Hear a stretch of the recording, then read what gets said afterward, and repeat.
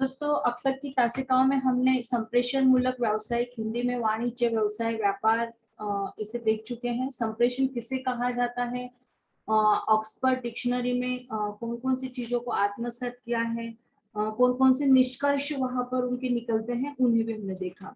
आज की तासिका में हम देखेंगे संप्रेषण का स्वरूप।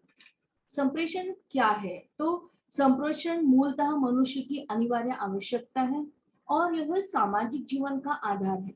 यदि हम ऐसा कहते हैं कि बिना समाज के संप्रेषण की अपेक्षा नहीं की जा सकती, है ना। जैसे शब्द का उसके अर्थ के साथ, चांद का उसकी चांदनी के साथ, धरती का आसमान के साथ, या फूल का उसके खुशबू के साथ जो संबंध होता है, वही संबंध है संप्रेषण का मनुष्य के साथ। माने इतनी अनिवार्यता होती है।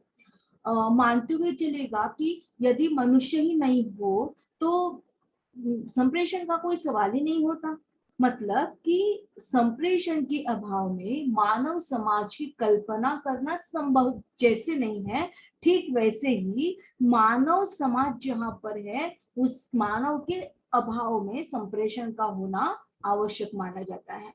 और आज के तीव्रगामी विकास के युग में, माने तकनीकी युग में, जहां पर हम ज्ञान, विज्ञान, सूचना, तकनीकी ये सब लोगों तक पहुंचाने में संप्रेषण की जो उपयोगिता है वह स्वयं सिद्ध हो जाती है।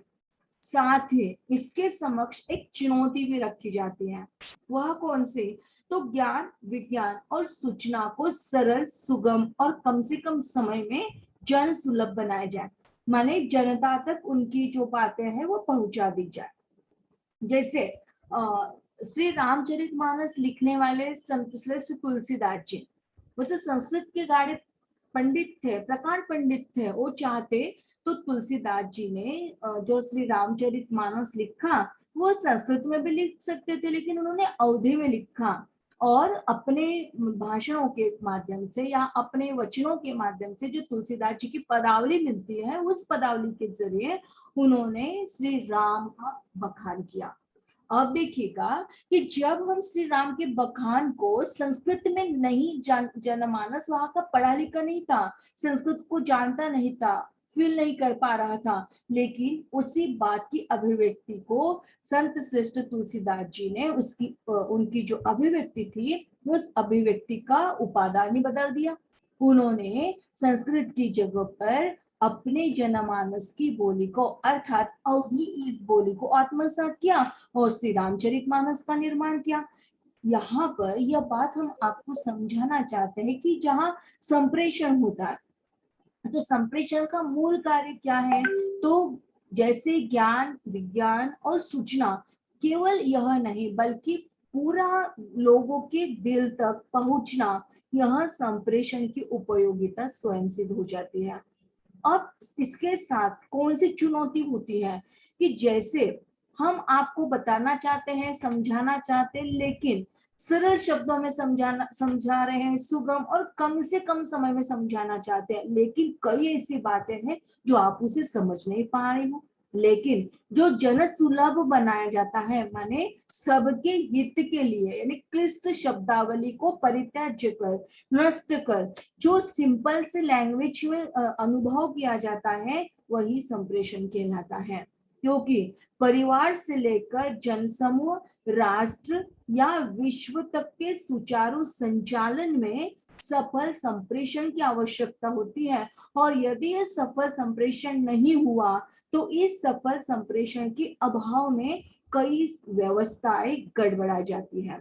माने यदि हम कहते हैं कि ये अपने इंडिया का प्राइम मिनिस्टर है, नरेंद्र मोदी जी को ले लीजिएगा, है ना। जब भी हम उनके भाषणों को सुनते हैं तो कहीं ना कहीं उनके भाषणों में एक रोचकता है, उनके भाषणों में गहनता है। जब भी हम नई नई चीजों को आत्मसात करते जाते हैं तो क्या हमें उनकी व्यवस्थाओं में मिलता है, क्या उनके भाषणों में समझ में आता है। तो जब अच्छा संप्रेषण नहीं होता है तो कई प्रकार की जो व्यवस्थाएं होती है, मैंने किसी भी जगह पर वो व्यक्ति जब चला जाता है तब वह जो व्यवस्था है वो गड़बड़ा जाती है, चाहे वो छोटा स्कूल हो, महाविद्यालय हो, या अपने देश की राजनीति ही क्यों न हो, या ऐसा भी हो सकता है कि रिटायरमेंट प्रोग्राम है किसी व्यक्ति का, और वहां पर रिटायरमेंट प्रोग्राम की जगह पर माने नियुक्ति के वहां उनकी जो नियुक्ति प्रणाली प्राप्त कर दी थी वो समाप्ति की ओर चले जा रहे हैं, तो उसे आत्मसात न करते हुए, उसे वो बातों की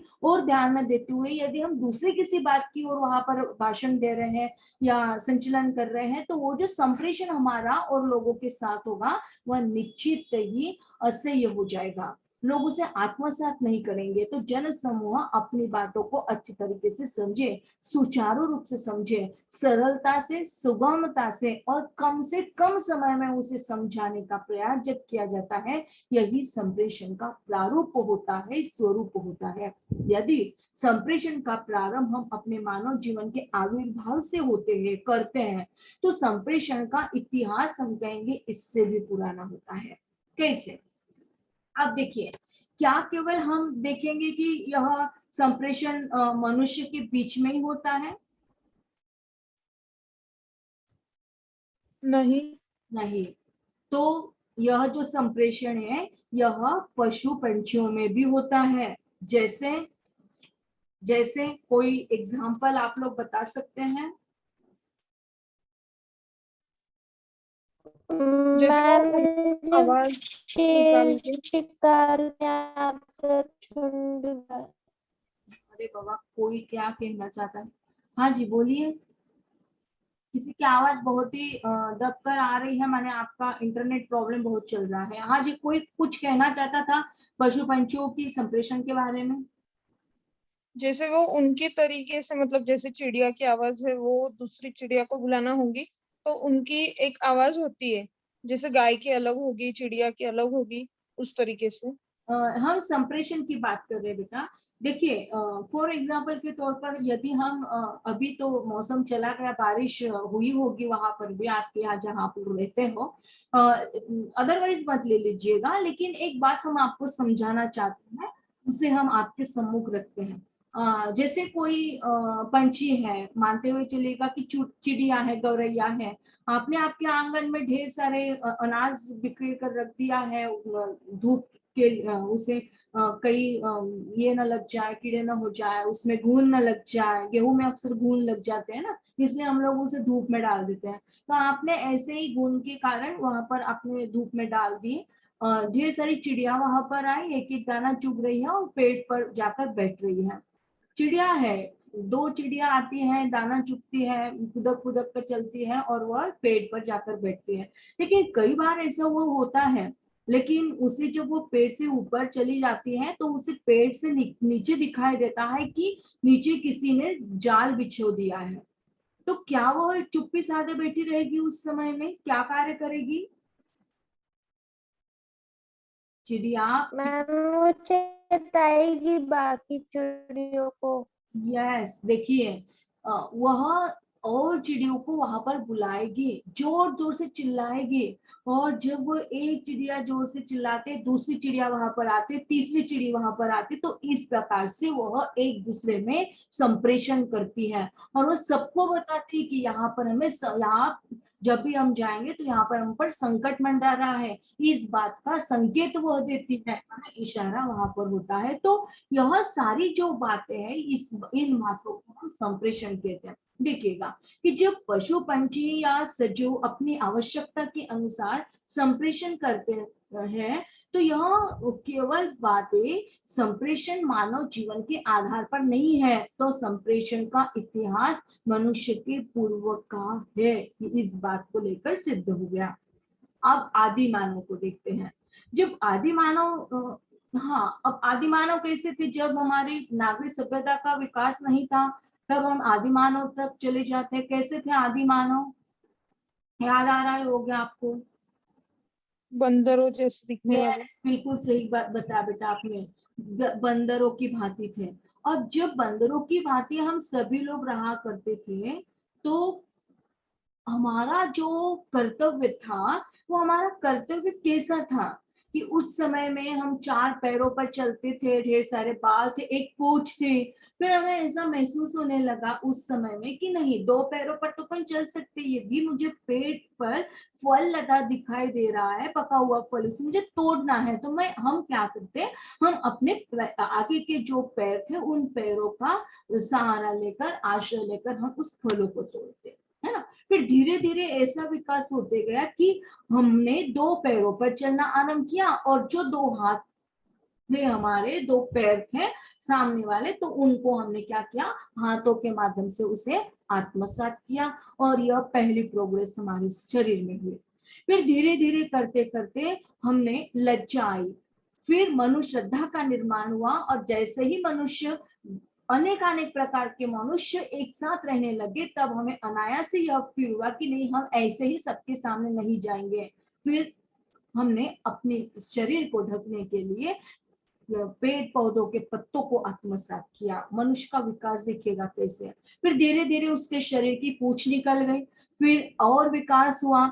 उसके विकास के साथ साथ जब वो बात करते थे एक दूसरे के साथ, बंदर एक दूसरे के साथ संप्रेषण किया करते थे, तो उनका संप्रेषण का तरीका कैसे था, इशारों का था। आज भी यदि हम लोग नासिक में चले जाते हैं, गए हो आप लोग, तो बहुत अच्छी बात है, आपने देखा होगा कि उनका संप्रेषण कितना अच्छा होता है ना। या आपने देखा होगा महाराणा प्रताप को देखा होगा आपने, उसमें संत श्रेष्ठ तुलसीदास जी की बातों को इतना सुंदर रीति से उजागर करने का प्रयास किया गया है। अकबर ने तुलसीदास जी को कैद कर लिया, लेकिन अकबर जी के केवल तुलसीदास जी को कैद करने से वह प्रसन्न नहीं थे। तुरंत तुलसीदास जी ने हनुमान चालीसा का पठन किया। जैसे हनुमान चालीसा का पठन उन्होंने करना आरंभ कर दिया, सारे बंदरों में हलचल मचना शुरू हो गया, और वहां पर वह अकबर के दरबार में पहुंच गए और उनको छुड़वाया। ये होती है, ये है संप्रेषण की प्रणाली, जिसे हम यह कह सकते हैं कि केवल वह मनुष्य में नहीं होती है, बल्कि पशु पंछियों में होती है। पंछी का उदाहरण आपको दिया कि छोटी सी गौरैया जो किसी के मन को नहीं आती है, मन में नहीं आती कि ये चिड़िया क्या कर सकती, लेकिन इस चिड़िया ने दूसरे लोगों पर, दूसरे चिड़ियों पर आने वाले संकट का सामना कितनी सुंदरता से किया। दूसरा एग्जाम्पल हमने आपको पशु का दिया।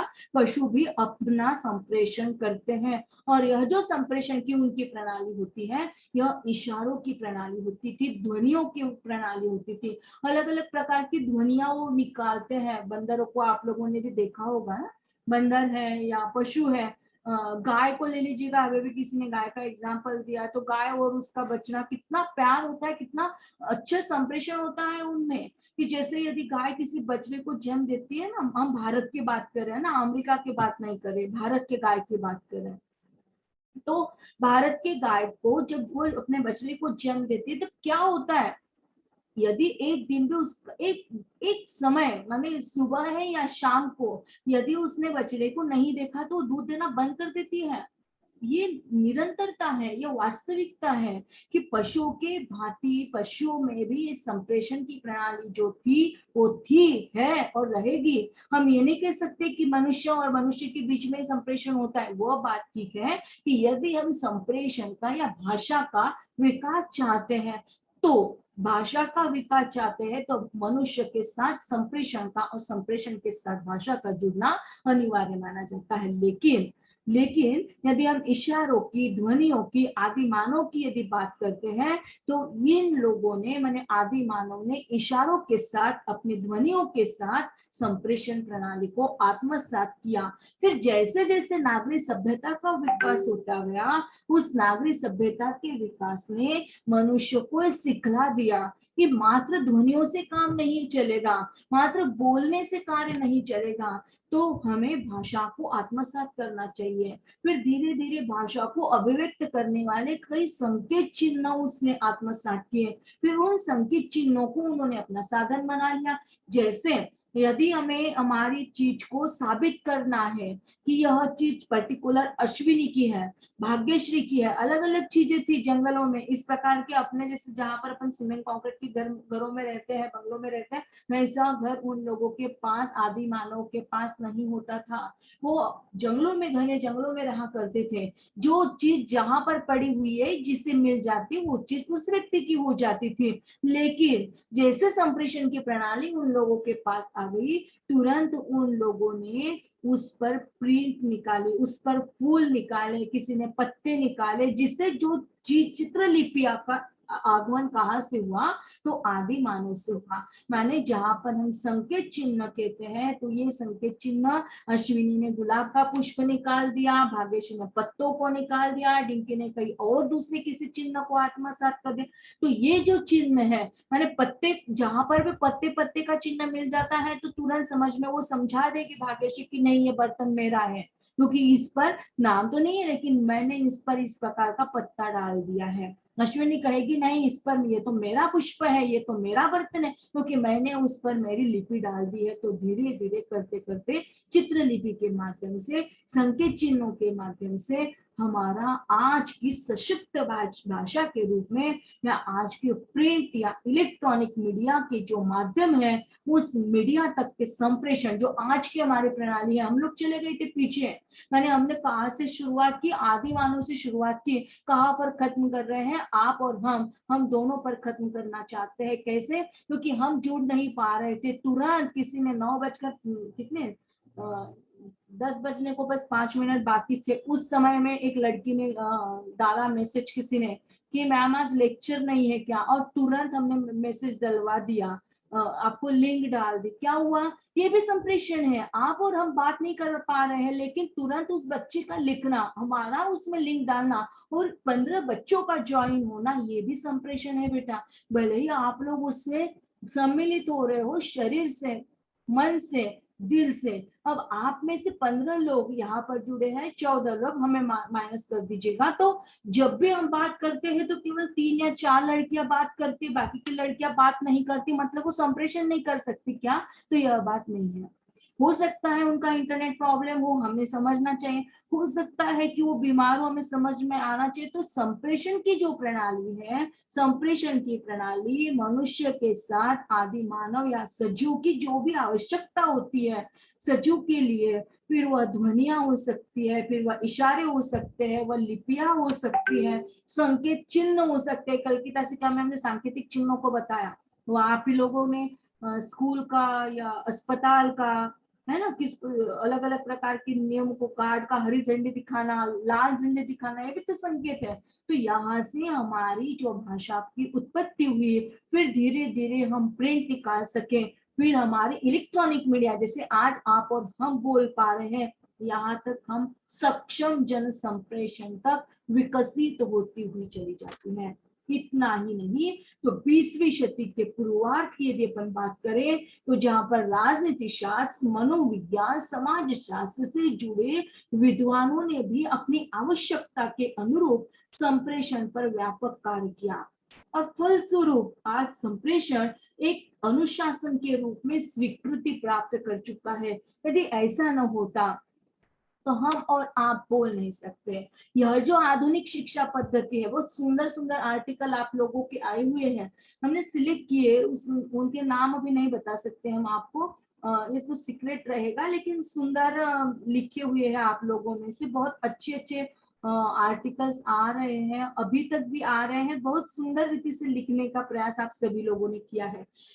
धन्यवाद दोस्तों। दाद देने वाली बात यह होगी कि कहा जाता है ऐसा कि व्यक्ति की प्रशंसा उनके सामने नहीं करनी चाहिए, उनके पीठ पीछे करनी चाहिए। कम वक्त समय ऐसा चल रहा है कि हम आपके पीठ पीछे आपकी प्रशंसा नहीं कर सकते, इसलिए आपके सामने ही सही, लेकिन कहना यह चाहेंगे दोस्तों कि आपने अत्यंत सुदूरता से, गहराई से लिखने का प्रयास किया हुआ है। कई आर्टिकल्स ऐसे भी है जो बताया गया है बार बार कि आप गूगल से मत लीजिए, आप ठीक है आपने उसे आधार माना, तो आधार को बांधते हुए कम से कम आप आपकी शैली में तो उसे ढालिए।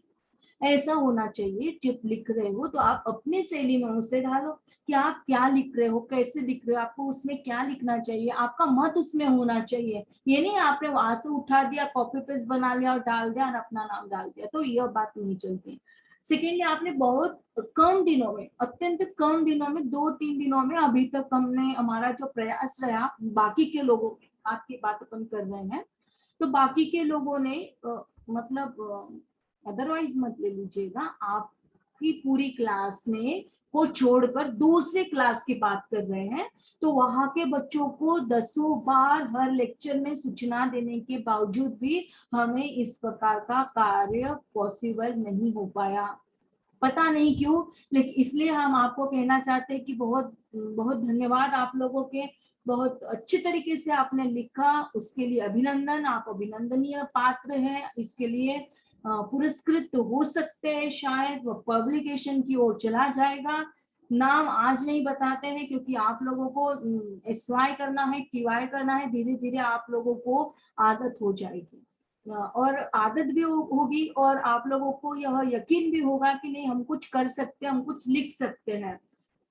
लेकिन ध्यान रखिएगा कि नेक्स्ट ईयर माने जब आप लोग एसवाई में जाओगे तभी भी आपको देना ही है आर्टिकल, है ना। उस समय में हम आपको पढ़ाने के लिए नहीं रहेंगे क्योंकि यह जो विषय होता है यह केवल एफवाई में ही होता है।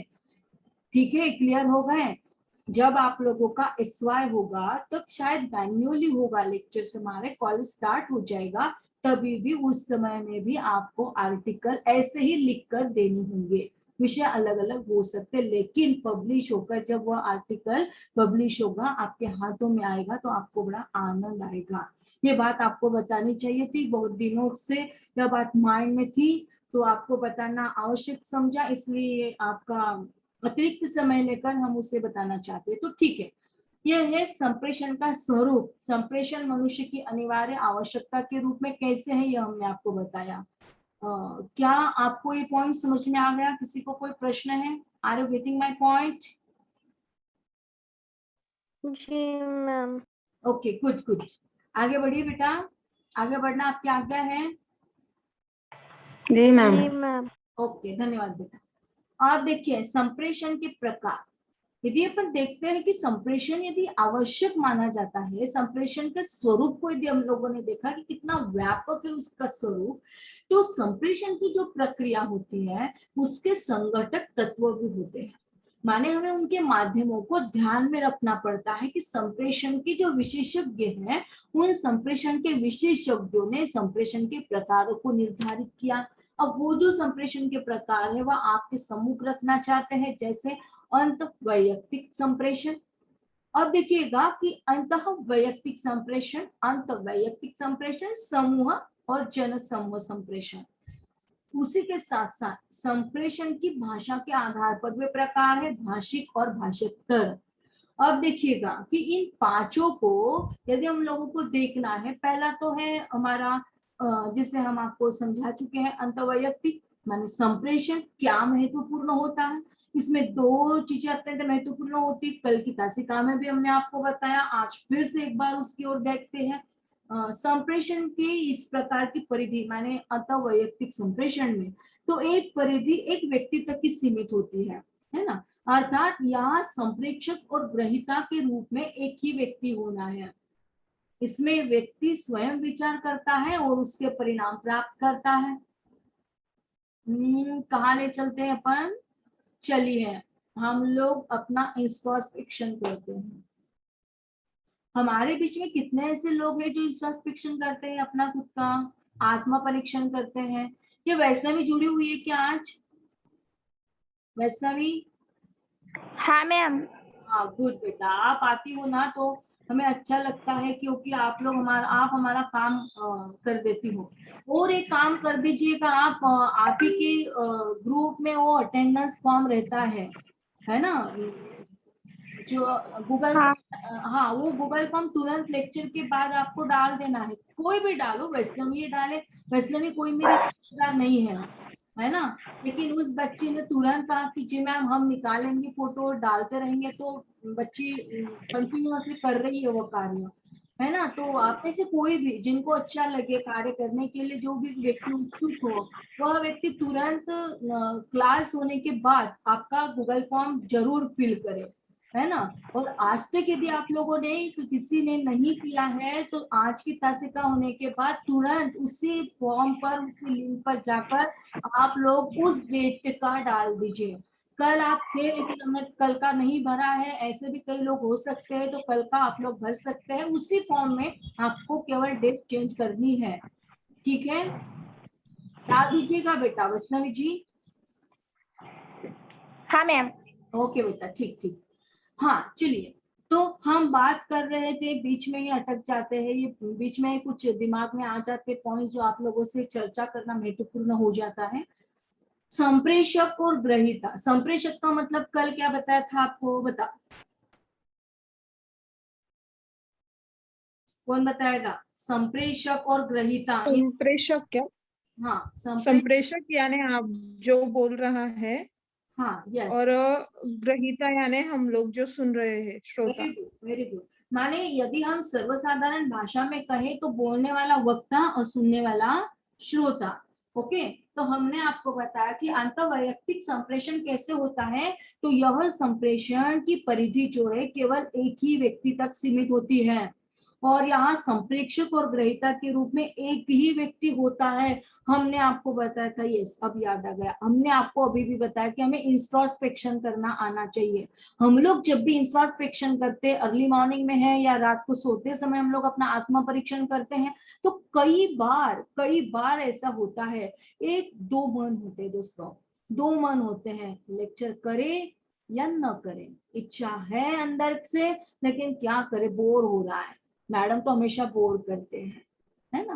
तो ये दो जो अंतर्मन हमारे बीच के ना, एक अंतर्मन और एक बाह्य मन। तो बाह्य मन हमें कभी भी सच्ची सलाह नहीं देता, लेकिन अंतर्मन से अपन बात करते हैं।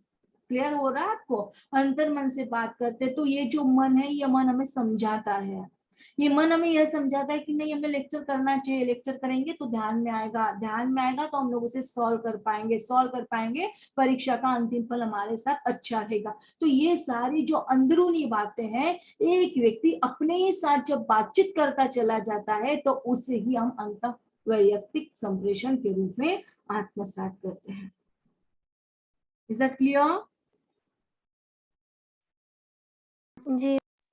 हाँ, जब वो व्यक्ति अकेला होता है और अकेला ही वो सोचता रहता है कि वो भी क्या करना चाहिए, स्वयं विचार करता है कि मुझे लेक्चर करना है या नहीं करना है। तो जब वो व्यक्ति यह इस प्रकार की द्विधा परिस्थिति में होता है, तो कहीं ना कहीं उसे विचार करना पड़ता है, और विचार वो किसी और से नहीं लेता बल्कि वो स्वयं से करता है कि चलो अपन कर ही ले लेक्चर, और फिर वो क्या करता है, उसके परिणाम को प्राप्त करता है। कुल मिलाकर यह मनोवैज्ञानिक प्रक्रिया है जिसमें व्यक्ति स्वयं के अनुभव, विचार, भाव, प्रभाव, इन सभी का वो खुद स्वयं मूल्यांकन करता है।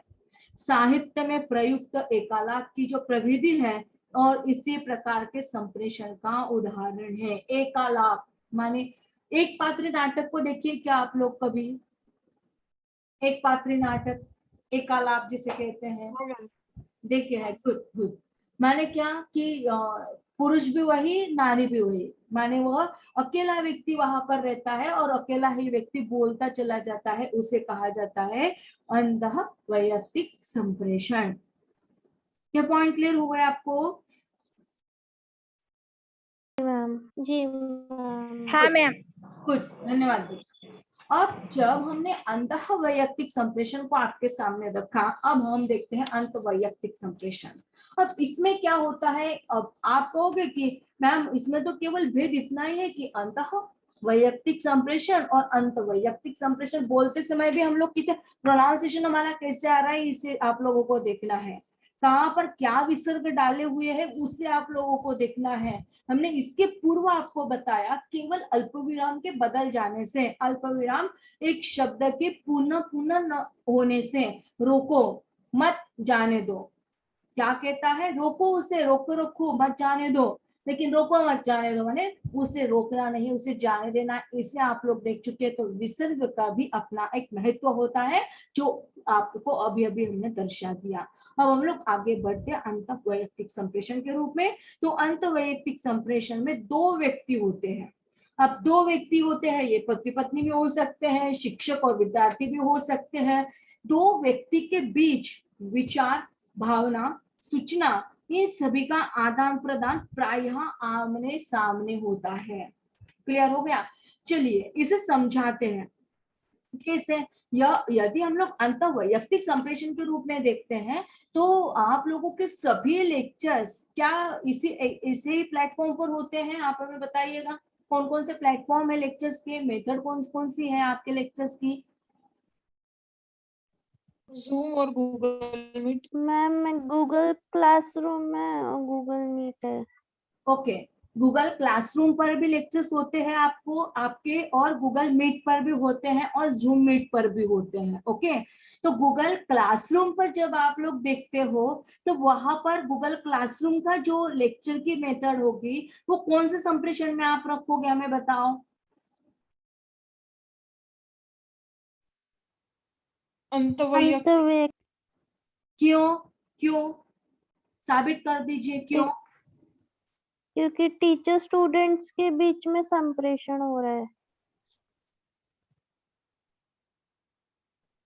हम गूगल क्लासरूम की बात कर रहे हैं हर्षिता।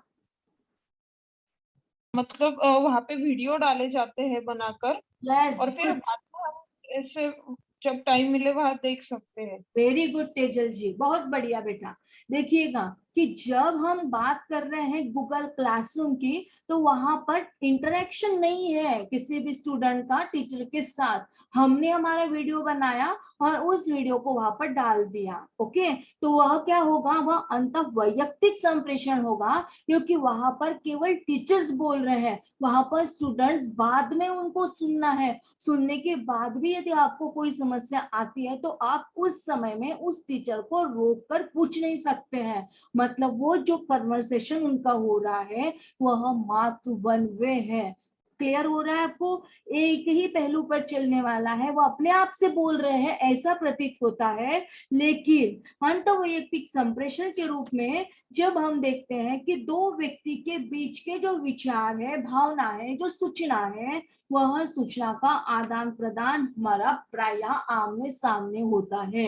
अब यहाँ पर हम कौन से मीट डालेंगे? गूगल क्लासरूम को डालेंगे, गूगल मीट को डालते हैं, या और किसी मीट को? आपका क्या कहना है इस पर? क्या मैम वापिस?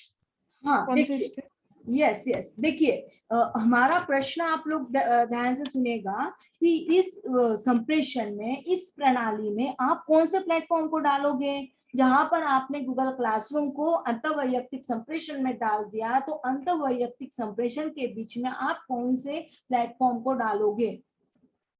क्या गूगल क्लासरूम को यहाँ पर आप लोग लोगे? हाँ मैम, वो हाँ बोलिए। अंतःवैयक्तिक जो है मैम उसमें गूगल क्लासरूम और यूट्यूब आ जाएगा, क्योंकि उसमें वन वे संप्रेषण है। Okay, good good. और इसमें और जो जूम वगैरह है वो अंतःवैयक्तिक संप्रेषण में आएगा। Very good. क्यों? गूगल मीट और जूम अंतःवैयक्तिक, वाई वाई? क्योंकि उसमें दो तरफ से संप्रेषण हो रहा है, दोनों तरफ से। ओके, माने एक व्यक्ति द्वारा प्रेषित संदेश को दूसरा व्यक्ति तुरंत ग्रहण कर रहा है। ओके, और उसका प्रत्युत्तर भी दे रहा है। अदरवाइज मत ले लीजिएगा, जो भी मतलब हमें कोई दिक्कत नहीं, लेकिन जब भी हम लोग गूगल क्लासरूम पर डालते हैं तब आप लोगों की जो समस्याएं हैं या आपके बीच में जो समस्या आते हैं न तो आप आपकी समस्या हमें पूछ सकते हो, न ही आप हम आपको समझ सकते हैं। लेकिन ऐसे प्लेटफॉर्म बन गए हैं कि ऐसे प्लेटफॉर्म के कारण हम लोग वन वे कनेक्शन नहीं कर सकते बल्कि टू वे हमारा कनेक्शन होता है। आप भी हमें सुन सकते हो और हम भी आपको सुन सकते हैं। इतना ही नहीं तो हम आपको प्रश्न करते हैं और आप उसका प्रत्युत्तर देते हो। तो इस परिस्थिति के अनुसार संप्रेषक ग्रहिता की ओर, ग्रहिता संप्रेषक की भूमिका अदा करता है। इस प्रकार माने जब भी इस प्रकार का संप्रेषण होता है न स्पर्श, संकेत, प्रतीक, इनके उपयोग में भी लाया जा सकता है। मैंने कई प्रकार के प्रतीक बनाए जाते, कई प्रकार के उदाहरणों को बताकर आप लोगों को जो सिचुएशन है वह आपके सामने रखने का प्रयास अंतर्वैयक्तिक संप्रेषण के बीच में होता है। इसलिए यहाँ पर उपयुक्त होने वाला जो संप्रेषण होगा वह दो कनेक्शन वाला, माने एक व्यक्ति दूसरे व्यक्ति को संदेश दे रहा है और दूसरा व्यक्ति उसे एज ए ग्रहण कर रहा है। और इतना ही नहीं, तो ग्रहण करते समय वो प्रत्युत्तर भी देता है, यस मैम, नो मैम, है ना। यदि आपको वो पॉइंट क्लियर नहीं हुआ तो तुरंत उस दिन आप लोगों ने बताया कि मैम ये पॉइंट फिर से ले लीजिएगा, हमें समझ में नहीं आया, है ना। तो ऐसा आप लोग गूगल क्लासरूम में नहीं कर सकते, आपको उसे देखना है तो आप रिपीट कर सकते हो, उस यूट्यूब की जो लिंक है उस पर वापस जा सकते हो, तब जाकर आपको ये सब मिल सकता है।